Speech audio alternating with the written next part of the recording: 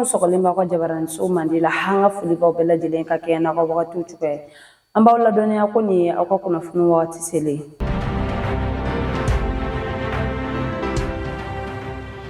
Bakuruba kunnafoniw na an ka minisiriw ka lajɛrɛ senfɛ u ye sariya kura 2 min ni u ye o vote handa bɛna don o la fo ka taga se octobre kalo la an ka passeport dilanyɔrɔ maaw kan ka baara jɔli min kɛ handa bɛna don o ni a ɲɔgɔnna caman na. Kɔkan kunnafoniw olu bɛna lase aw ma, aw bisimila.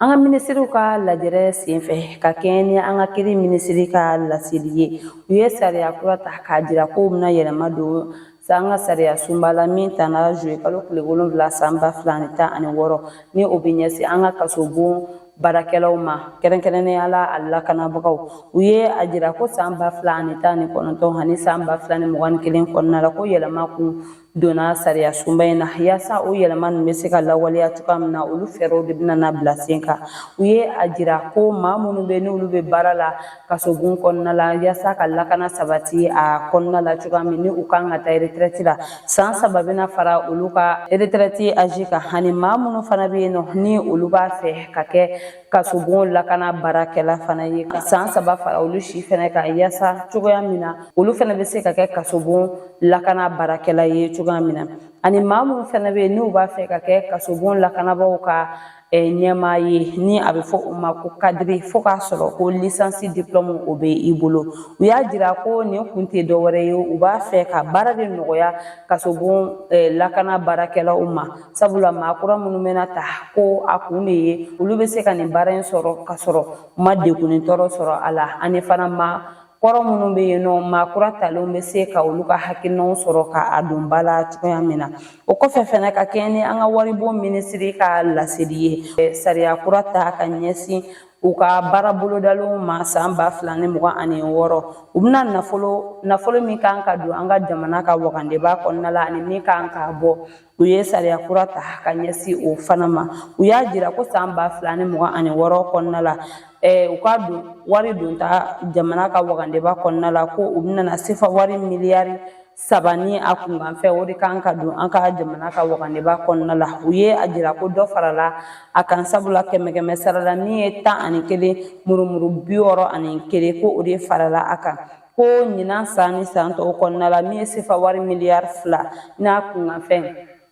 o de ladonna an ka jamana ka wagandeba kɔnɔna la min ye u ka wari bɔtaw ye sa u ye a jira ko san 2026 kɔnɔna la u ka jateminɛw ye a jira ko u bɛna baara minnu boloda san 2026 kɔnɔna la o nafolo kasabi bɛ taa i jɔ sefa wari miliyari 3 ni a kunkanfɛn na. U b'a jira ko dɔ farala o fana kan sabula kɛmɛ sarala min ye 9 buruburu 10 o de farala a kan wa a jirala fana ko san tɛmɛnenw ni ɲinan san kɔnɔna la min ye sefa wari miliyari 3 ni a kunkanfɛn u ye o de ta ka baara kɛ ni a ye ɲinan san kɔnɔna la. U ye a jira ko hali k'a sɔrɔ u ye dɔ fara u ka san 2026 nafolo donta ni a bɔtaw kan nka ko u ka jateminɛw kɔni kɔnɔna la sefa wari miliyari 520 n'a kunkanfɛn ko u kan ka o de sɔrɔ san kurukara bɛɛ lajɛlen kɔnɔ ka u ka wari bɔta ni a donta ka u la baara cogoya min na wa fana ko u bɛna jateminɛw bɛɛ lajɛlen kɛ yaasa juru kana yɛlɛ u la ani juru minnu fana bɛ u la ka fɛɛrɛw kɛ olu bɛ se ka sara cogoya min na.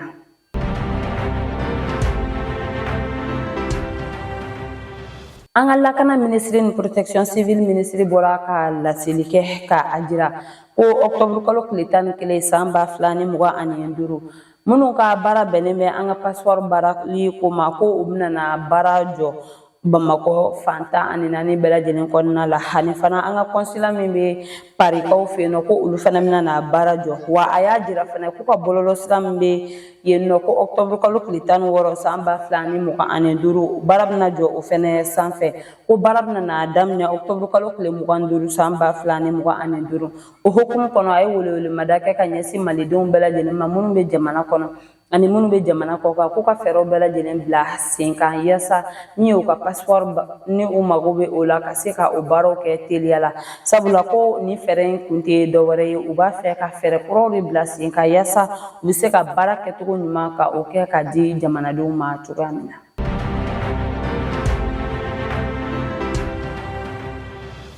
État-major général des armées bɔra ka laseli kɛ sibiri don septembre kalo tile 27 san 2025 k'a jira ko an ka finitigilakaw ye wulikajɔ bila sen kan fa ani sunsan kɔnɔna la bamaciwale tigilamɔgɔw juguya la a jirala ko min ye bamaciwale tigilamɔgɔw juguya la an ka finitigilakaw ka wulikajɔ kɔnɔna la u ka kɛlɛkɛminɛn bɛ yen n'a bɛ fɔ o ma ko vecteur aérien o sera ka bamaciwale tigilamɔgɔw dagayɔrɔ caman ka o jeni wa fana kɛra sababu ye an ka finitigilakaw sera ka tɛgɛ kɛ bamaciwale tigilamɔgɔw ma caman ani kɛlɛkɛminɛn caman tɛgɛ sera ka kɛ u la dɔw yɛrɛ jenina u fɛ an bɛ wagati min na i ko bibi na état-major général des armées y'a jira ko a n'a ka cɛdenw bɛna fɛɛrɛ bɛɛ lajɛlen bila sen kan ka lakana ka o sabati jamana in fantan naani bɛɛ lajɛlen na wa k'u mago bɛ fɛnɛ an jamanadenw ka dɛmɛ na yaasa u bɛ se ka sebaaya sɔrɔ ni maajugu ninnu kan cogoya min na ko an ka u dɛmɛ u ka baara la lakana baara min sabatir'u ma u bɛ se ka kɛ a kɛcogo ɲuman na cogoya min.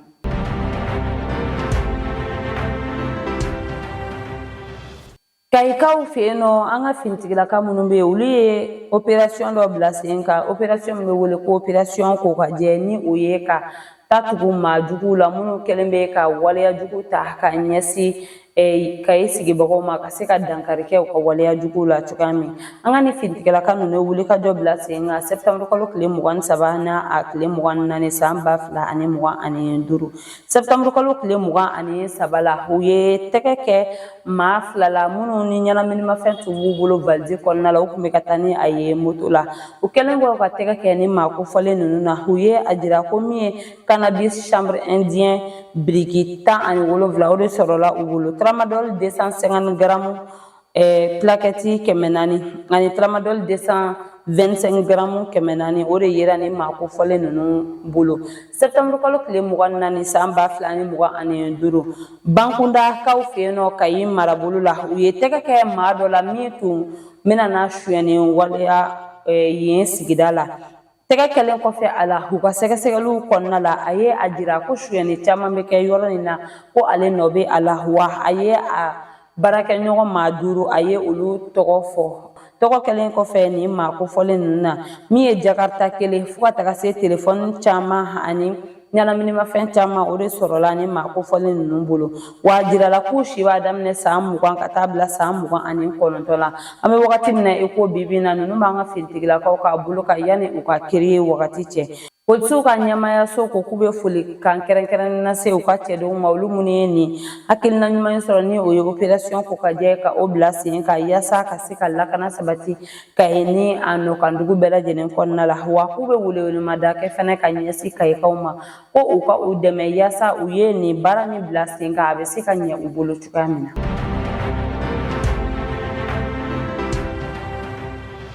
Cakɛda min ka baara bɛnnen bɛ ɲɛnaminimafɛnw kɛlɛli ma ka bɔ an ka jamana kɔnɔna la ni o ye office central des stupéfiants ye olu ni États-Unis lasigiden so min bɛ ban Maliba kɔnɔna la u ka bolodi ɲɔgɔnma kɔnɔna la septembre kalo tile 24 tile 25 san 2025 u ye lajɛrɛ bila sen kan lajɛrɛ min kɛnɛ kan min ye AES jamana kodɔnnaw tun b'a kɛnɛ kan ka hakilina falenfalenw kɛ yaasa u bɛ se ka fɛɛrɛ sɔrɔ cogoya min na ɲɛnaminimafɛn ka o kɛlɛ ani fana min ye bamaciwale kɔkɔrɔma donni ye ka se ka o bali cogoya min na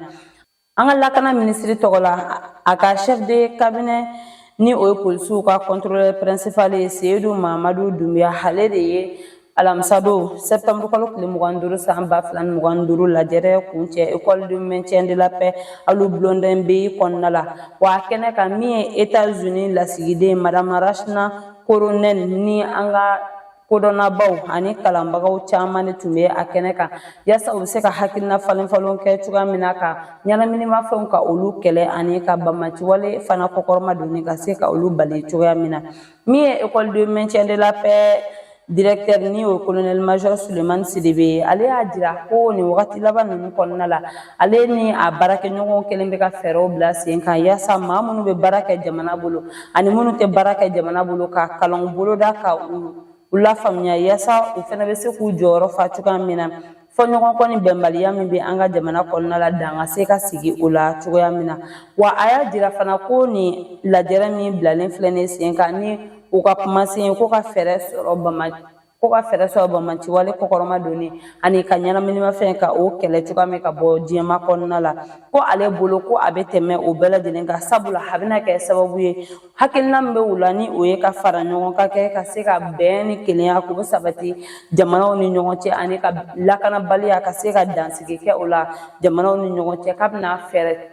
bɛna kɛ fura ye ka se ka o fana ka o ɲɛnabɔ cogoya min na an ka lakana minisiri tɔgɔ la polisiw ka contrôleur principal ni o ye an ka lakana minisiri ka chef de cabinet ɲɛmaa ye Seydou Mamadou Doumbouya ale ye a jira ko fara ɲɔgɔn kan nafa ka bon kosɛbɛ wa fana ko ni lajɛrɛ min kɛlen filɛ nin ye maa minnu bɛ a kɛnɛ kan bɛɛ kan ka a seko ni a damayira kɛ yaasa u ye kalan min sɔrɔ yan ka se ka o cari diɲɛma ye yaasa fura bɛ se ka sɔrɔ cogoya min na bamanci wale kɔkɔrɔma doni ani ɲɛnaminimafɛn kɛlɛli fura bɛ se ka sɔrɔ o la cogoya min na wa min ye nin cakɛda ɲɛma ni office central des stupéfiants ɲɛma colonel major Fuseni Keyita a y'a ka nisɔndiya jira sabula a y'a jira ko nin lajɛrɛ min sigilen filɛ nin ye a ye nimisiwasa sɔrɔ a kɔnɔ wa hakilina caman fana sɔrɔla a kɛnɛ kan min bɛna kɛ sababu ye ka u dɛmɛ u ye kumase min ta ka se ka o kɛlɛ cogoya min na ka bɔ jamana yɔrɔ caman na.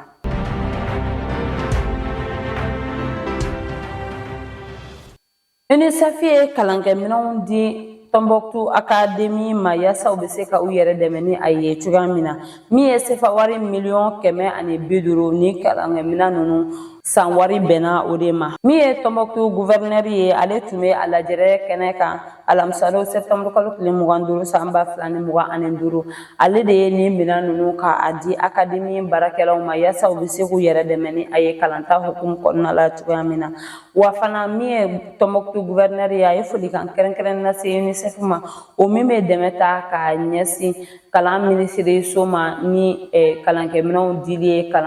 kɛyɔrɔ caman na ni académie caman na.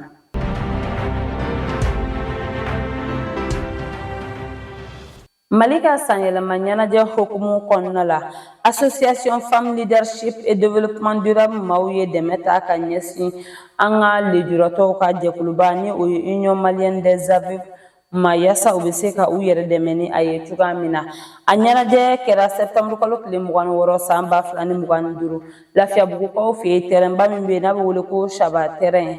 a ɲɛnajɛ kɛra Hawuri ye kɛnɛ kan maa caman de tun bɛ yen nɔ min ye dugutigilakaw fo ka taga se maaba caman pépinière ani délégation spéciale de l'arrondissement olu maa caman de tun bɛ a kɛnɛ kan min ye ONG in ye a ye balo ni o dɔ ye malo tulu ani nɔnɔ a y'o de di UMAV maaw ma yaasa u bɛ se cogoya min na ka u yɛrɛ dɛmɛ ni a ye min y'a coordinatrice ye ni o ye madame Jara Lala Sali ye a ye a jira ko ONG AFLED maaw kelen bɛ ka fɛɛrɛw bila sen kan yaasa ka se ka dɛmɛ ta ka ɲɛsin dɛsɛbagatɔw ma cogoya min na u bɛ se ka u yɛrɛ dɛmɛ ni a ye wa a y'a jira ko u ye nin dɛmɛ in sɔrɔ ka bɔ commissaire à la sécurité alimentaire et des autorités de yɔrɔ la ko min ye a directrice exécutive ni o madame Dramé Mariam Diallo ye ko o de ye danaya sɔrɔ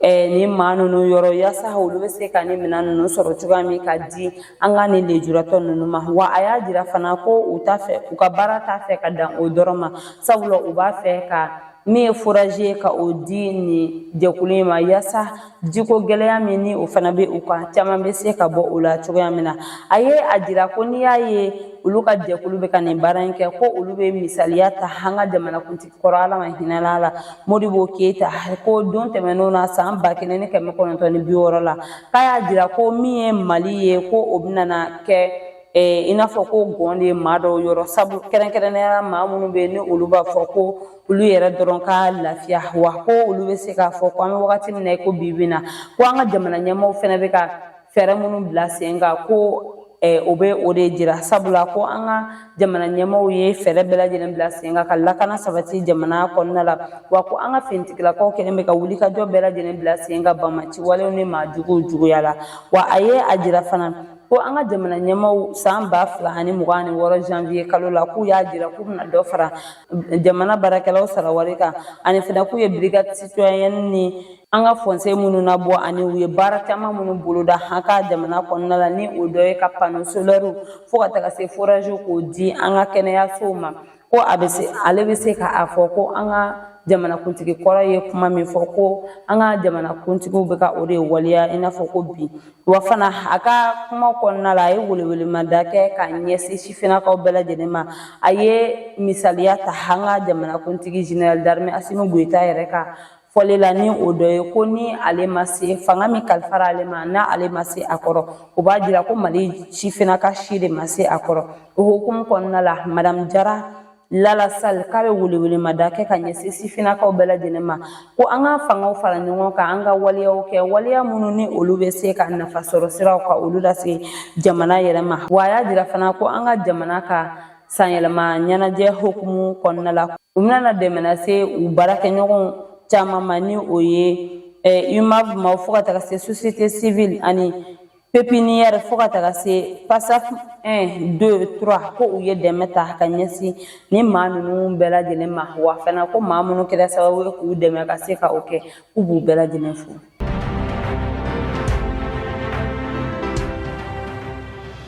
O b'an ka taa an ka kɔkan kunnafoniw na an bɛ taa Nizeriya kɔnɔna la. Dugu min bɛ Nizeriya kɔnɔna la ni o ye Kaduri ye n'o bɛ Zamfara marabolo la sanu bɔyɔrɔ min bɛ yen o dafirila maa 100 ɲɔgɔnna da la nka min ye u ka équipe secours ka wulikajɔ kɔnɔna la u sera ka maa 13 ka olu de kɔni sɔrɔ an bɛ wagati min na i ko bi na ɲininiw kɔni bɛ sen na yaasa maa tɔ minnu ni olu bɛ dugu jukɔrɔ o bɛ se tɛgɛ bɛ se ka kɛ olu la cogoya min na o hukumu kɔnɔna la u ka sanu bɔyɔrɔ baarakɛlaw k'u bɛ welewelemada kɛ ka ɲɛsin u ka ɲɛmaaw ma ko u ka dɛmɛ ta ka ɲɛsin u ma sabula ko jateminɛw y'a jira ko Nizeriya dɔrɔn tɛ Bamakɔ Burkina Faso fo ka taga se République démocratique du Congo ma ko sifinnaka caman de bɛ taa sanu bɔyɔrɔw la yaasa u bɛ se ka sanu sɔrɔ cogoya min na ka wari ɲini ka se k'a kɛ u mako ye ko hali n'o y'a sɔrɔ u senw ma se nka ko u b'a ɲini jamana ɲɛmaaw fɛ ko u ka dɛmɛ don sanu bɔyɔrɔ baarakɛla ninnu ma yaasa u bɛ se k'u ka baara kɛ cogoya min na lakana kɔnɔna la sabula ko jateminɛw fana y'a jira ko u bɛ baara minnu kɛ nin sanu bɔyɔrɔ ninnu na a tɛ kɛ sariya kɔnɔna la sabula u kan ka minɛn minnu kan ka kɛ u bolo yaasa ka baara in kɛ ka sɔrɔ a ma kɔlɔlɔ lase u ma ko i bɛ taa sɔrɔ sanu bɔyɔrɔ caman na o minɛnw tɛ u bolo o hukumu kɔnɔna la k'u b'a ɲini jamana ɲɛmaaw fɛ u ka fɛɛrɛw bila sen kan ka sariyaw bila sen kan yaasa sanu baara o bɛ se ka kɛ sariya kɔnɔna la ka sɔrɔ a ma kɔlɔlɔ lase maa si ka ɲɛnamaya la u ka jamana ɲɛmaaw fana ye a jira k'u bɛna fɛɛrɛw bɛɛ lajɛlen bila sen kan yaasa maa minnu ni olu ma ye fɔlɔ ka se ka olu bɛ se ka ye cogoya min na maa minnu ni olu bɛ ka fɛɛrɛw kɛ ka u ɲini k'u bɛna minɛn bɛɛ lajɛlen di u ma teliya la yaasa u bɛ se ka nin baara in kɛ a kɛcogo ɲuman na cogoya min.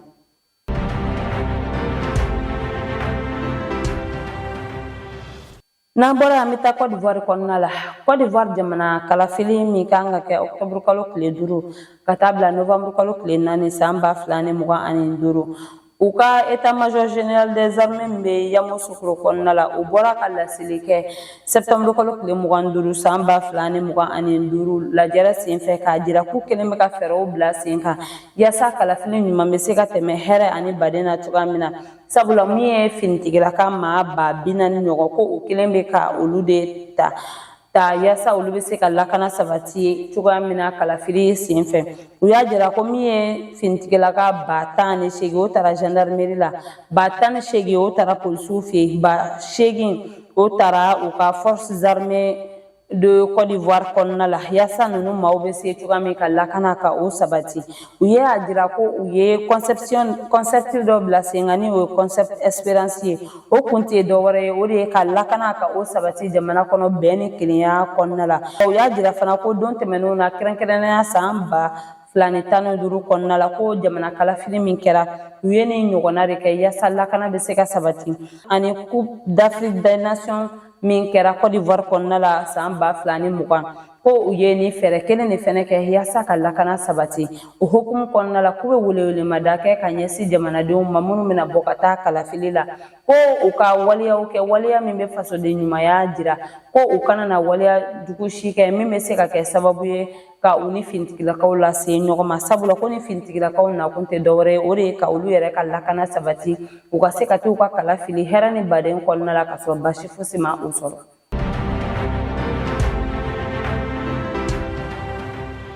Nin bɛ dan sigi an ka bi kunnafoniw na an tɛ sɛgɛn an tɛ ɲinɛ an b'an ka dibilabaarakɛbagaw fo sabula o jɔyɔrɔ ka bon an ka baara in na